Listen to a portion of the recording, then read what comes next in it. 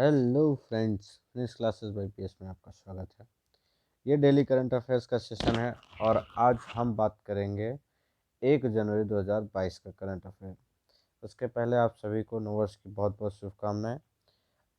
आज हम वर्ष के पहले दिन की शुरुआत कर रहे हैं। क्वेश्चन ज़्यादा नहीं है, बट डेली का सेशन था तो इसलिए मैंने अपलोड कर रखा है, इसे बनाया कि कुछ ना कुछ तो जानकारी हमें मिल जाएगी। उससे पहले बता दूं कि जो टेलीग्राम चैनल है मेरा, वो डिस्क्रिप्शन में दिया हुआ है, जिस पे आप जाके ज्वाइन कर लेंगे। टेलीग्राम ज्वाइन करने से बेनिफिट ये है आपका कि डेली का जो लेक्चर है उसका पीडीएफ आपको फ्री में अवेलेबल हो जाएगा। ठीक, अगर कोई क्वेरी है, कोई वो है, तो आप टेलीग्राम के माध्यम से या मेरे डिस्क्रिप्शन में जाएंगे, उसमें टेक्स्ट और व्हाट्सएप के लिए नंबर दिया हुआ है कि उस पर केवल आप टेक्स्ट और व्हाट्सएप कर सकते हैं। उससे उस पर आप कोई भी सजेशन, कोई क्वेरी है, कुछ भी आप सजेस्ट कर सकते हैं। ठीक, कोई भी हेल्प है उससे आप जुड़ सकते हैं, मैसेज कर सकते हैं उससे रिलेटेड। आते हैं आज के हम पहले क्वेश्चन पे। पहला क्वेश्चन है हमारा, अटल इनोवेशन मिशन AIM के बारे में निम्नलिखित कथनों पर विचार करें। पहला कथन दिया हुआ है कि यह नीति आयोग द्वारा लॉन्च किया गया था। दूसरा कह रहा है कि इसका उद्देश्य विभिन्न हितधारकों के मंच और सहयोग के अवसर प्रदान करना है। ठीक, तो सही कौन सा है? सही है 1 और 2, दोनों के दोनों आंसर सही हैं। देश में नवाचार और उद्यमिता को बढ़ाने के लिए, संस्कृति को बढ़ावा देने के भारत सरकार की एक प्रमुख पहल है, जिसमें देश के नवाचार पारिस्थितिकी तंत्र को देखरेख के लिए और जागरूकता पैदा करने के लिए एक छत्र संरचना को बनाना है। आपसे क्वेश्चन है, पहला है, पहले इसीलिए क्वेश्चन पूछा, ये अटल इनोवेशन मिशन जो AIM है, इसे लॉन्च कब किया गया, स्टार्ट कब किया गया? ये जल्दी से बताइए, स्टार्ट कब किया गया? जल्दी कमेंट करके बताइए। पहले दूसरा है आपका, प्रधानमंत्री किसान सम्मान निधि जो PM किसान बोलते हैं, उनके बारे में निम्नलिखित कथनों पर विचार करना है आपको। पहला है, यह एक केंद्रीय क्षेत्र की योजना है। दूसरा कह रहा है इसमें कृषि एवं कल्याण मंत्रालय द्वारा इसे क्रियान्वित किया जा रहा है। कौन सा सही उत्तर है? तो ये दोनों के दोनों क्या हैं? सही हैं। ठीक, ये याद रखना। 1 जनवरी को PM किसान की 10वीं किस्त जारी करेंगे। अभी जो आज का दिन है 1 जनवरी, उसमें क्या करेंगे, PM जो है 10वीं किस्त इसकी जारी करेंगे, इसलिए न्यूज़ में रहा। यह क्या है? यह भारत सरकार से 100%, 100% वित्त पोषण के साथ एक केंद्रीय क्षेत्र योजना है। योजना के लिए इसमें परिवार की जो परिभाषा दी गई है, उसमें पति, पत्नी और नाबालिग बच्चे हैं। लागू कब हुई? तो यह 1 दिसंबर 2018 को लागू हुई थी। कब लागू हुई थी? 1 दिसंबर 2018 को ये लागू हो गया था। ठीक, ये इसका जो फंड है वो सीधे लाभार्थियों के बैंक खातों में ट्रांसफ़र किया जाएगा और राज्य सरकार और केंद्र शासित प्रदेश शासन उन किसान परिवारों को पहचान करेगा जो योजना और दिशा निर्देशों के अनुसार सहायता के लिए पात्र हैं। ठीक, ऐसे किसान को इसमें पहचाना जाएगा, उनके नाम आएंगे, जिससे उनको सीधा सीधा लाभ प्राप्त कर सके, उनको लाभान्वित किया जा सके। ठीक, नेक्स्ट आते हैं, नासा की स्थापना निम्नलिखित में से किस वर्ष में हुई थी? तो ये किस वर्ष में हुई थी? 1958 में। नासा कहाँ की स्पेस एजेंसी है? तो ये USA की स्पेस एजेंसी है। नासा क्या है? वैमानिकी के लिए राष्ट्रीय सलाहकार समिति की जगह लेती है। किसकी राष्ट्रीय सलाहकार समिति? नेशनल एडवाइजर क्या है? सलाहकार समिति, कमिटी, NSCA जगह लेती है। इस नई एजेंसी को अंतरिक्ष विज्ञान में शांतिपूर्ण अनुप्रयोगों को प्रोत्साहित करते हुए एक विशिष्ट नागरिक अभिविन्यास करना था। ठीक, और नासा के बारे में हम आगे जानकारी लेते हैं। इससे पहले और क्वेश्चन कवर कर लेते हैं। पहले, रमन अनुसंधान कहाँ स्थित है? रमन अनुसंधान संस्थान जो है RRI कहाँ स्थित है पूछ रहा है। तो ये स्थित है आपका बेंगलोर में। कहाँ पे? बेंगलोर में। चलिए, बेंगलोर में स्थित है। बेंगलोर में ये भारत में स्थित वैज्ञानिक अनुसंधान के लिए एक अधीन एक संस्थान है। मतलब यहाँ ये जो संस्थान है ये किसके लिए माना जाता है, यहाँ पे वैज्ञानिक रिसर्च होते हैं। वैज्ञानिक रिसर्च के लिए एक संस्थान है। इसकी स्थापना नोबेल पुरस्कार विजेता जो सीवी रमन थे, ठीक, सीवी रमन थे, उनके द्वारा की गई थी इसकी स्थापना। तो अब क्वेश्चन आपसे है, सीवी रमन को नोबेल पुरस्कार कब प्राप्त हुआ? कमेंट करके आपको सर्च करके बताना है। नेक्स्ट क्वेश्चन है आपको, मगरमच्छ के विषय में निम्नलिखित में से कौन सा सही है? मगरमच्छ यह विशेष रूप से भारत में पाया जाता है। दूसरा कह रहा है तेजी से बहने वाली नदी धाराओं में निवास करता है। तो ये दोनों के दोनों क्या है, सही है। सॉरी, ये दोनों के दोनों नहीं, ये बल्कि दोनों के दोनों गलत हैं। क्यों गलत है बताता हूँ। मगरमच्छ क्या है, भारतीय उपमहाद्वीप के साथ साथ आसपास के देशों में भी पाया जाता है। ये विशेष रूप से भारत में नहीं बल्कि ये भारतीय उपमहाद्वीप के साथ साथ जो आसपास के देश है उसमें भी पाया जाता है। जैसे श्रीलंका हो गया, ठीक, पश्चिम में अगर जाएंगे तो ईरान हो गया, पाकिस्तान और नेपाल के में भी ये पाया जाता है। यह प्रजाति जो होते हैं ये बहने वाली जलधाराओं नहीं बल्कि ये मीठे पानी की जो झील होती है उसमें, दलदल और तालाबों में भी पाई जाती है। और साथ ही साथ जलाशयों, मानव निर्मित तालाबों, सिंचाई नहरों, तटीय खारे पानी के लैगून के लिए भी अच्छी तरह से ये इनके लिए अनुकूलित है। मतलब ऐसे क्षेत्र जो होते हैं वहाँ पे ये ज़्यादातर पर पाई जाती हैं। इस मगरमच्छ को 5 मीटर से अधिक गहरा उथला पानी पसंद नहीं है। मतलब उससे ज़्यादा अधिक गहरा पानी पसंद नहीं, उससे कम होना चाहिए। यह तेज़ी से बहने वाली नदियों से बचता है। मतलब अगर कोई नदी तेज़ी से बहती है तो उससे ये बचता है, उसमें ये निवास नहीं करता है। ये ध्यान रखना, ठीक। किस राज्य में देश के पहले मगरमच्छ ट्रेल, काकरा क्रोकोडाइल ट्रेल का उद्घाटन किया गया है?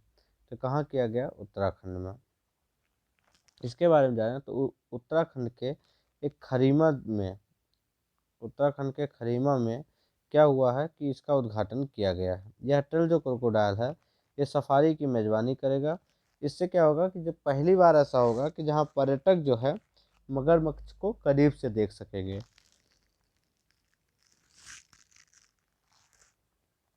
आयुसीएन की अगर देखा जाए तो आयुसीएन की इनकी स्थिति क्या है, तो ये रेड जो सूची जारी होती है उसमें असुरक्षित के रूप में इन्हें वर्गीकृत किया गया है। ये भूटान और म्यांमार जैसे क्षेत्रों में, भूटान और म्यांमार जैसे क्षेत्रों में ये विलुप्त प्राणी के रूप में आते हैं आयुसीएन की रेड लिस्ट में। लेकिन अगर इंडिया की बात करें तो ये असुरक्षित रूप में आते हैं, ठीक। नेक्स्ट क्वेश्चन है, निम्नलिखित में से जानवी डांगेती किस स्पेस एजेंसी का प्रोग्राम पूरा करने वाली पहली भारतीय बनी है? ये याद रखना, पहली भारतीय बनी है। तो कौन सी स्पेस एजेंसी है? नासा। अब थोड़ा जानकारी ले लेते हैं आईएएसपी के बारे में, जिसको बोलते हैं अंतर्राष्ट्रीय वायु अंतरिक्ष कार्यक्रम। यह है क्या? इसी के थ्रू अभी ये डांगेती जी को अंदर मतलब इसमें नासा में मौका मिला है। तो इसमें क्या है कि एक 5 दिवसीय शैक्षिक कार्यक्रम है जो स्टेम मतलब science, technology, engineering and mathematics, जिसको विज्ञान, प्रौद्योगिकी, इंजीनियरिंग, गणित क्षेत्रों में कल के नेताओं को प्रेरित करता है। इसमें होता क्या है, ये किसी भी अप्रत्याशित समस्या को अनुकूल करने के लिए तथा हल करने के लिए जो छात्र होते हैं और साथ साथ नासा के जो विशेषज्ञ इंजीनियर होते हैं उनका टीम वर्क और समस्या समाधान संचार शामिल किया जाता है। जानवी ने क्या किया, जानवी के कार्यक्रम के पतन संस्करण में भाग लिया और 14 नवंबर से 20 नवंबर तक मध्य हाई स्कूल और विश्वविद्यालय में छात्रों के लिए अल्बामा में, कहाँ पे? अल्बामा में नासा लॉन्च ऑपरेशंस के कैनेडी स्पेस सेंटर में आयोजित किया गया था। कहाँ आयोजित किया गया था? कैनेडी स्पेस सेंटर में नासा द्वारा, ठीक। इस कार्यक्रम में क्या हुआ कि एक सख्त प्रवेश प्रक्रिया थी जहां दुनिया भर से केवल 60 छात्रों को इस कार्यक्रम में चुना गया था भाग लेने के लिए। इस प्रशिक्षण के हिस्से में गतिविधियों में जीरो ग्रेविटी और multi axis training, under water rocket launch शामिल थे। ये इतनी चीज़ें इसमें शामिल थी, ठीक है। ये याद रखना। इसी के लिए अमेरिका ने अल्बामा में नासा लॉन्च ऑपरेशंस के द्वारा जो कनेडी स्पेस सेंटर है, जिसको अंतर्राष्ट्रीय वायु अंतरिक्ष कार्यक्रम जो IASP बोलते हैं, इससे गुजरने वाली एकमात्र भारतीय बनकर इन्होंने इतिहास रचा। किसने? जानवी ने। ठीक, ये याद रखना। साथ साथ ही क्या हुआ कि इन्हें टीम कैनेडी के लिए मिशन निदेशक के रूप में भी नियुक्त किया गया। तो team Kennedy, Kennedy space centre का जो टीम है उसके लिए इन्हें निदेशक के रूप में ठीक नियुक्त किया गया है, जहां इन्होंने कई देशों को साथ साथ 16 लोगों के एक समूह का नेतृत्व किया है। तो ये याद रखना। नासा के बारे में थोड़ा जानकारी लेते हैं। तो नासा क्या है? नासा का मतलब होता है national aeronautics and space administration. ठीक, यह अमेरिका की एक स्पेस एजेंसी है, वैसे कि जो मैंने बताया आपको, जो वायु और अंतरिक्ष से संबंधित जो विज्ञान और प्रौद्योगिकी के लिए एक जिम्मेदार है। इसकी शुरुआत जब हुई 1957 में हुई, सोवियत उपग्रह स्पुतनिक के प्रक्षेपण के साथ हुई थी। नासा को 1 अक्टूबर 1958 में व्यापार के लिए खोला गया। यह एजेंसी यूएस अंतरिक्ष अन्वेषण और वैमानिकी अनुसंधान की देखरेख के लिए बनाई गई थी। तो ये नासा के बारे में कुछ खबरें हैं। नेक्स्ट पे आते हैं।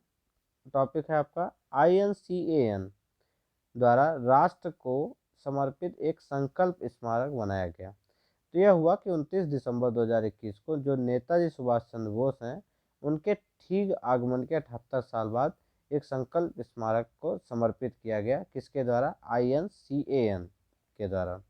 एक बार INCAN के बारे में संकल्प के बारे में जान लेते हैं कि ये पार्क क्या है। तो ये पार्क है न केवल भारतीय राष्ट्रीय सेना के सैनिकों के संकल्प और उनके असंख्य बलिदानों के लिए श्रद्धांजलि है, बल्कि हमें स्वयं नेताजी द्वारा जो प्रतिस्थापित मूल्यों जिसमें निष्ठा, कर्तव्य, बलिदान की याद दिलाता है, तथा भारतीय सशस्त्र बलों के लोकाचार और भारतीय सैनिक के संकल्प को रेखांकित करना जारी रखते हैं। फिर कहता है कि आज़ाद हिंद की जो अंतिम सरकार प्रमुख और भारतीय राष्ट्रीय सेना के सर्वोच्च कमांडर के रूप में द्वीपों की नेताजी की यात्रा ने उनके वादे की प्रतीकात्मक पूर्ति को चिन्हित किया और भारतीय राष्ट्रीय सेना 1943 के अंत तक भारतीय धरती पर खड़ी होगी। ऐसा ऐतिहासिक यात्रा ने अंडमान निकोबार द्वीप समूह को भारत का पहला मुक्त क्षेत्र इसी में घोषित कर दिया गया। ये याद रखना। फिर महत्वपूर्ण घटना क्या थी कि भारत के स्वतंत्रता संग्राम की गाथा में 30 दिसंबर 1943 के समय एक विशेष स्थान रखता है। इसी दिन पोर्ट ब्लेयर में ठीक भारतीय धरती पर पहली बार राष्ट्रीय ध्वज फहराया गया था। तो क्वेश्चन इससे बन सकता है, याद रखना।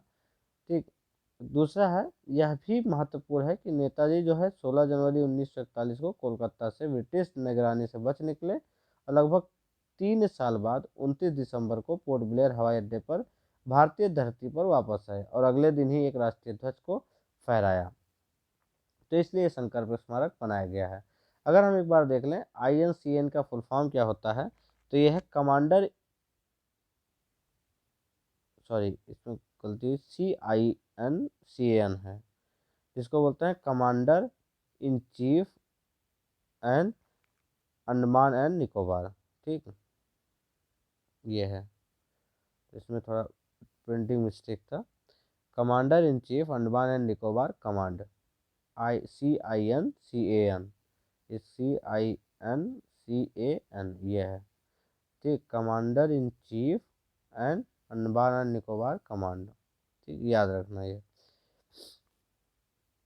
ये जो है स्मारक का आगे का हिस्सा है। नेताजी सुभाष चंद्र बोस, इनके जो बलिदान है, ये निष्ठा, कर्तव्य, बलिदान, ठीक, ये दिया हुआ है। 29 दिसंबर को स्टार्ट हुआ, 1943 में यहाँ पे आए थे, ये पूरा दिया हुआ है।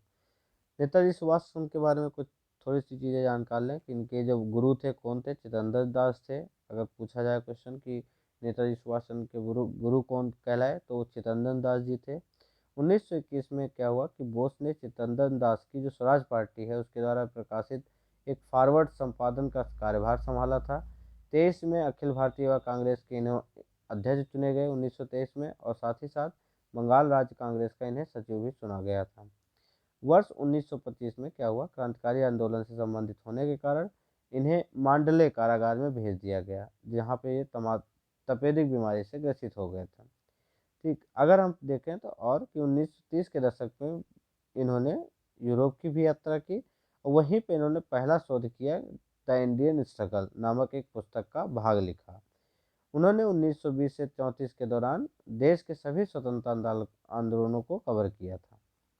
फिर उसके बाद 38 में हरिपुरा में आए, भारतीय राष्ट्रीय कांग्रेस का अध्यक्ष निर्वाचित होने के बाद राष्ट्रीय योजना आयोग का गठन किया और गांधीवादी विचारों के अनुकूल नहीं थे।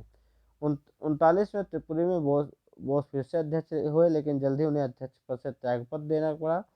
ठीक इसी के बाद उन्होंने फॉरवर्ड ब्लॉक की स्थापना की थी। इसी जब यहाँ से अध्यक्षता त्याग दी तो उसी के बाद इन्होंने क्या किया, ऑल इंडिया फॉरवर्ड ब्लॉक का गठन किया, जिसका उद्देश्य था कि राजनीतिक वाम को मजबूत करना। ठीक, आपसे क्वेश्चन है कि जो सेना का गठन किया था उसमें कब शामिल हुए थे? जल्दी से आप लोग कमेंट करके बताएं।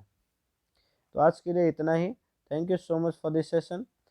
आपको कंटेंट कैसा लगा प्लीज़ आप लोग शेयर, लाइक, सब्सक्राइब जरूर करें और कमेंट ज़रूर करें। ठीक, सेशन कैसा लगा और क्वेश्चन का आंसर प्लीज़ कमेंट करके ज़रूर बताएं। Thank you so much for this session.